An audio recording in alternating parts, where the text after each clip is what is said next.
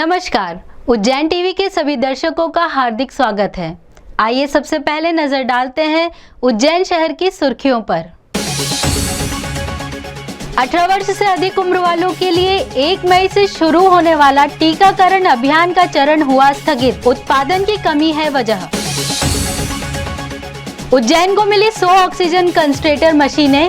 शहर और तहसीलों को ऑक्सीजन की कमी से मिलेगी राहत। घटिया तहसील में लेन देन के मामले को लेकर युवक की जघन्य हत्या। पहले गला रेता फिर जलाया गया। 3 किलोमीटर रोज दंडवत करते 300 किलोमीटर की यात्रा पूरी कर उज्जैन पहुंचे दंडवत बाबा। और पत्रकारों ने अस्पतालों की बदहाली से अवगत कराया सांसद और मंत्री को। अब समाचार विस्तार से।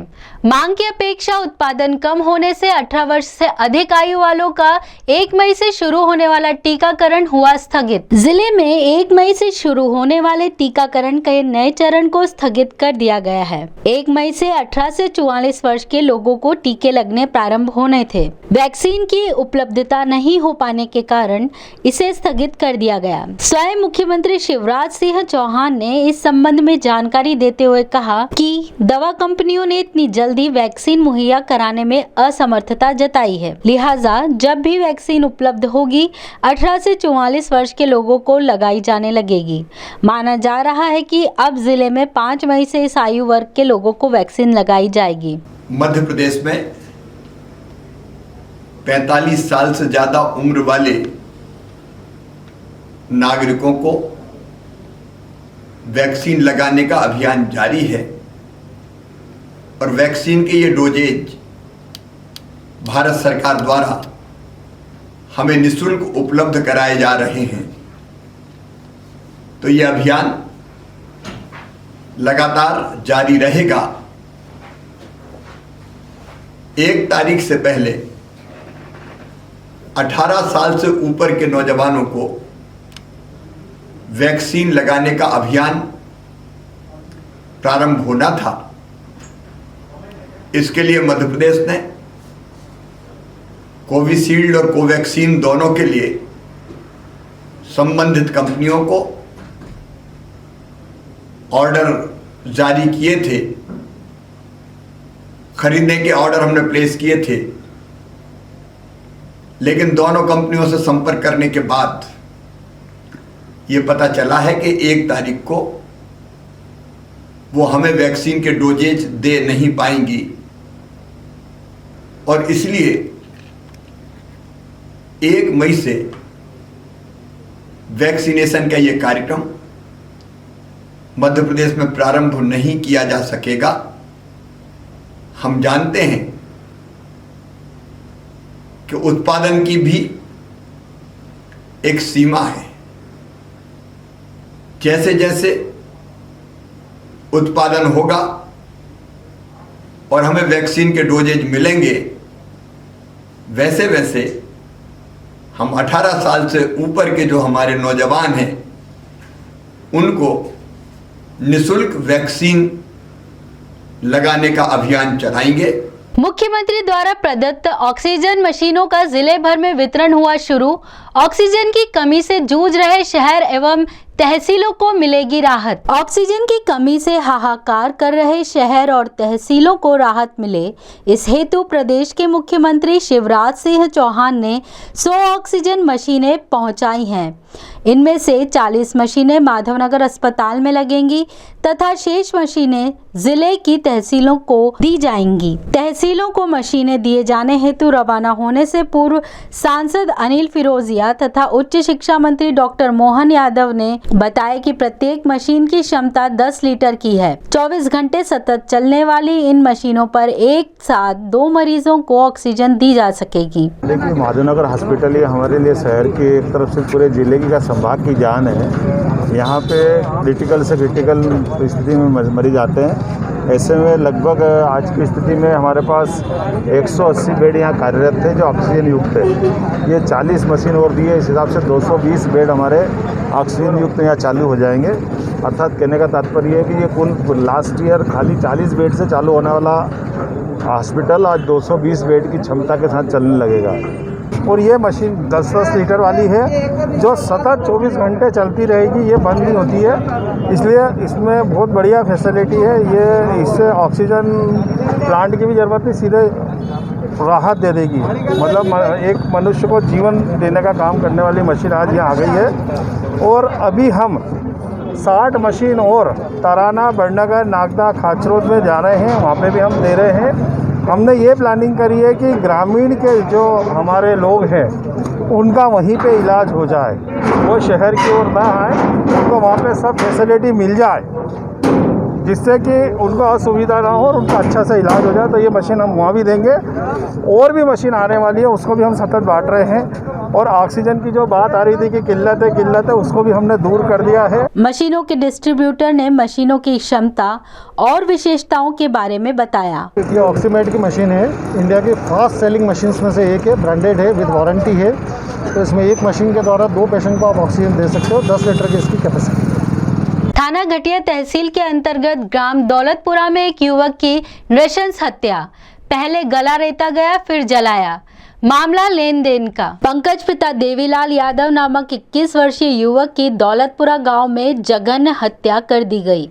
बिछड़ौद निवासी इस युवक की आरोपी लाल सिंह पिता दयाराम ने नृशंस हत्या की। बताया जाता है कि 28 अप्रैल को आरोपी लाल सिंह मृतक पंकज को पार्टी मनाने का कहकर दौलतपुरा गांव में ले गया, जहां पहले पंकज का गला रेता गया, फिर उसे जला दिया गया। कहा जाता है कि इस हत्याकांड में और भी लोग शामिल थे। इस हत्या के पीछे पुराने विवाद तथा लेन देन को वजह बताया जाता है। मृतक के रिश्तेदार ने मामले की जानकारी देते हुए बताया, सुबह हमारे गांव में, हमारे मोहल्ले में एक लड़का आया था, उसका दोस्त था साथ में। बुधवार के दिन सुबह 10 बजे तो 2 गाड़ी लेके आए थे। तो एक गाड़ी तो घर पे छोड़ दी और एक गाड़ी वो बैठा के ले गया उस पर। हमने बताया था उस लड़के से, मेरे मामा को, क्या नाम उनका, पंकज यादव, उनको बैठा के ले गए। हमने पूछा कि कहाँ ले जा रहा है, तो बोले कि अभी आ रहा हूँ मैं बाज़ार में से, 10-15 मिनट से बाद उनको छोड़ जाऊँगा घर पे। फिर हमने कॉल करने का ट्राई किया, फ़ोन वगैरह कुछ भी नहीं लगा। फिर हमको दूसरे दिन मालूम पड़ा कि उनका घर पर मर्डर हो गया है। फिर हमने जाके वहाँ पे देखा तो हमको उसकी लाश वगैरह मिली और पुलिस को इन्फॉर्म करके उनका जो भी जिसने मर्डर किया था उसको पकड़ा। और वहीं पे हथियार वगैरह जो उसका गला वगैरह थोड़ा चाकू काटा था और मारा था जला के, वो भी वहीं पे मिला सामान। और साथ में पुलिस वालों ने भी जब्त किया सामान वहीं पे। किसने बताया आपको कि मर्डर हो गया उनका? मर्डर हुआ, ये पुलिस वाले आए थे हमारे घर पे। पुलिस वाले घर पे पूछने आए थे कि आपका लड़का कितने दिन से लापता है। हमने बोला 2 दिन से हमारा लड़का लापता है। तो वो फिर हमको बैठा के वहाँ पे स्पॉट पे ले गए और वहाँ पे जानकारी पूरी दी और उनके साथ में हथियार भी जब्त किया उनके साथ में। क्या रंजिश हो गए थे? क्या मामला था कि इसने मर्डर करा? रंजिश कुछ नहीं, पैसे की रंजिश की वजह से शाम को उन्होंने दारू वगैरह पी और रात को लड़ाई झगड़ा हो गया उनको, और पैसे के चक्कर में रंजिश थी और कुछ भी नहीं। किसने मारा उन्हें? इसके पहले 2 दिन पहले उनके साथ में लड़ाई हुई थी उनकी। जिस लड़के के साथ में गया था उसके साथ में 2 दिन पहले लड़ाई हुई थी उसकी, पैसे के चक्कर में। किसने मारा उन्हें? ये लाल सिंह पिता दयाराम लड़का है जो दौलतपुरा डुंडिया खड़ा में रहता है वो, और वो पहले ही चोरी चपाटी करता है और गाड़ियाँ दूसरे के ले जाके बेचता है। दूसरे साथ में 2 लड़के और पकड़ा है, जो बलराम पिता राधेश्याम है और एक जितेंद्र पिता मोगिया मार साहब के नाम से, उसके पिताजी का नाम नहीं मालूम। आस्था इंसान से जो करा ले कम है। ऐसी ही आस्था के चलते 300 किलोमीटर की दंडवत यात्रा पूरी की दंडवत बाबा ने। तपती दोपहरी, तपती सड़क और शरीर पर नाम मात्र के वस्त्र। ऐसी ही स्थिति में रोज 3 किलोमीटर की यात्रा कर उज्जैन पहुंचे दंडवत बाबा, जिन्होंने लगभग 300 किलोमीटर की यह कठिन यात्रा सीहोर जिले के बुधनी बंदराभान नर्मदा तट से आरंभ की। दिनांक 6 फरवरी से शुरू की गई यह यात्रा लगभग 3.5 माह में पूरी होने आई।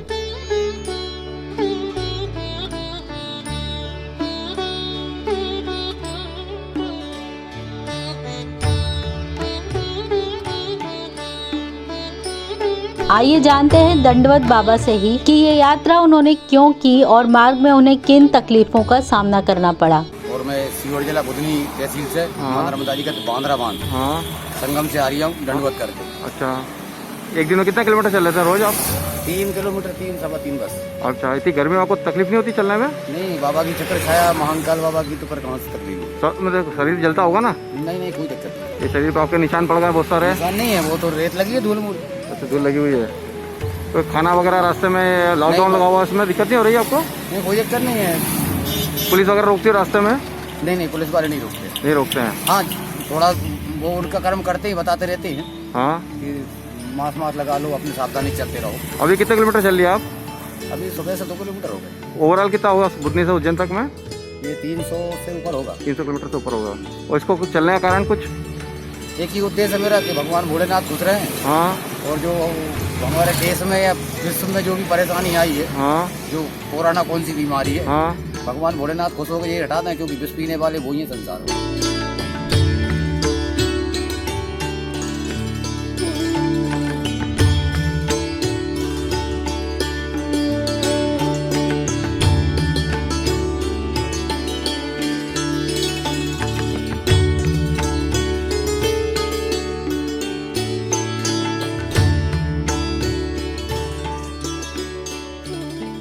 कोरोना की नित नित बढ़ते पांवों के सामने इंतजामों की चादर छोटी होती जा रही है। अस्पतालों की बदहाली से पत्रकारों ने सांसद मंत्री को करवाया अवगत। सतर्क कौमें, देश और व्यक्ति अतीत से सबक लेकर वर्तमान को व्यवस्थित तथा भविष्य को सुरक्षित रखते हैं।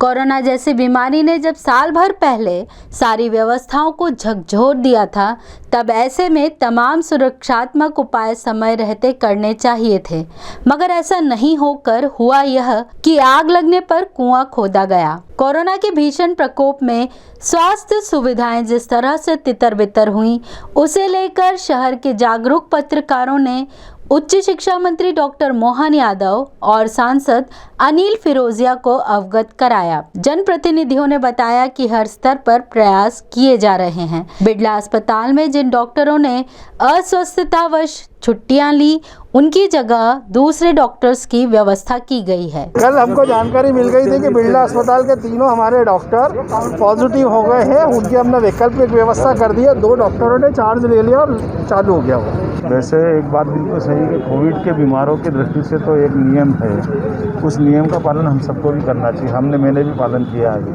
कि जब हम पीपीई किट अगर हमारे पास नहीं है और डॉक्टर के द्वारा अधिकृत नहीं होते तो हमको बचना है, क्योंकि आज ही आपके बीच में से हमारा एक प्रमुख पत्रकार है, जैसे आज संजू अभी मेरी जानकारी में आया है, तो ये जो लगातार रोहित सरदाना हमारा बहुत बढ़िया एंकर चला गया, तो ये किसी को नहीं छोड़ने वाली बीमारी है।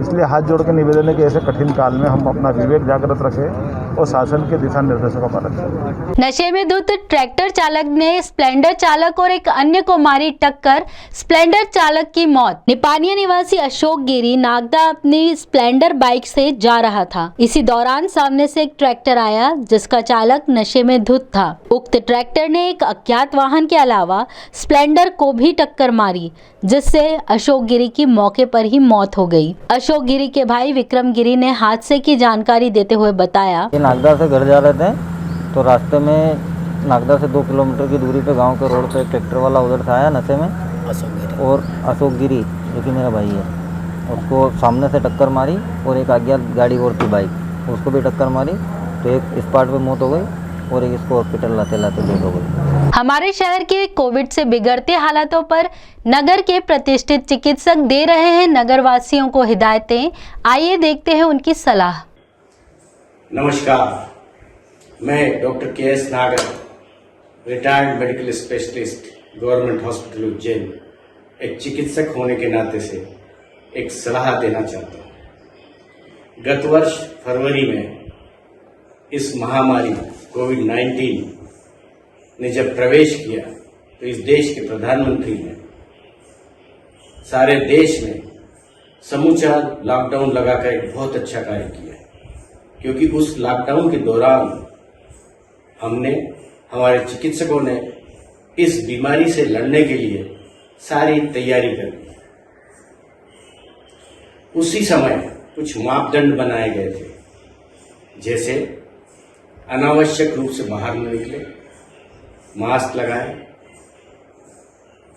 2 गज की दूरी बनाए रखें, अपने हाथों को बार बार धोएं और सैनिटाइज करें, एवं आपको जो दूसरी बीमारियां जो कोमार्बिडिटीज है, जैसे डायबिटीज, ब्लड प्रेशर, हार्ट की तकलीफ, दमा, सीओपीडी, किडनी की तकलीफ, इन सब बीमारियों को वेल कंट्रोल में रखें। मगर जैसे ही देश अनलॉक हुआ, सारे लोगों ने स्वच्छंद घूमना चालू कर दिया और इस बीमारी ने एक विकराल रूप धारण कर लिया। सभी लोगों को अपने आगोश में लेना चालू कर दिया। मित्रों, मुझे ये कहते हुए बड़ा दुख होता है कि ऐसे समय में हमारे कुछ लोगों ने अपने प्रियजनों को खोया है। मैं एक बात फिर कहना चाहता हूं कि अगर किसी कारणवश अगर आप इन्फेक्ट हो जाए तो घबराइए नहीं, पैनिक मत होइए, उसका इमीडिएट इन्वेस्टिगेशन करवाइए और ट्रीटमेंट लीजिए। मैं फिर कहता हूं, सब ठीक हो जाएगा। आइए एक नजर डालते हैं वेधशाला से प्राप्त मौसम के आंकड़ों पर।